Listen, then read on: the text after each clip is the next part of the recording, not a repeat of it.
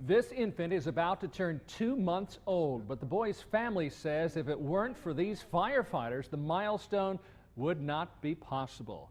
The baby was delivered at the family's home in Allouez, but when he came out, he wasn't breathing, and that's when the first responders jumped into action. Fox 11's Gabrielle Mays has more on how those actions made a big difference. Meet Doug Beal Jr. He was born July 8th, 5 pounds and 12 ounces. But there was a problem. He just looked very pale, like he didn't have a lot of color, and I was saying to him, I'm like, you gotta breathe for mama. He gave us a smile there. And he gave a little bit of a cry, but it was very weak.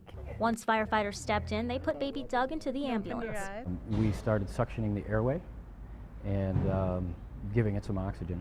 That's when they started to see a change. It started to turn pink, the blue went away, and we finally got some EKG patches on him when we got him to the squad, and we saw that we got a heartbeat. Even though baby Doug looks healthy now, life hasn't been easy the past couple of months.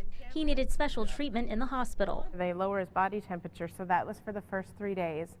And they had him all hooked up to wires and everything, so it was quite a long time before we could even hold him or even touch him. A month and a half later, his parents were able to take him home, but Doug still had to be hooked up to a heart rate monitor. The Beals say their son's a fighter. He's so strong. He went through things that most adults don't have to go through. Last week, doctors gave Doug a clean bill of health. It doesn't always work out this way. It doesn't always turn out to be the positive, happy side of what happens. The family says they're very grateful and they hope one day their son can help others when he gets older. He's a miracle baby and he's a huge blessing to all of us. July 8th is more than just this little one's birthday. It's a day these firefighters and the Beal family will never forget. In Allouez, Gabrielle Mays, Fox 11 News.